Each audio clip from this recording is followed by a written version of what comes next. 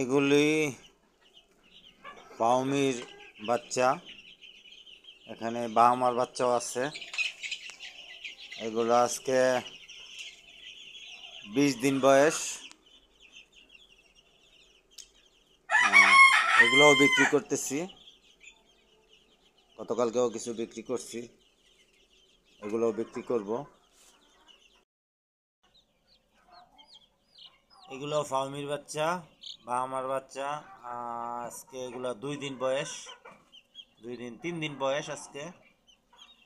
দেখুন এখানেও 100-র উপরে বাচ্চা আছে।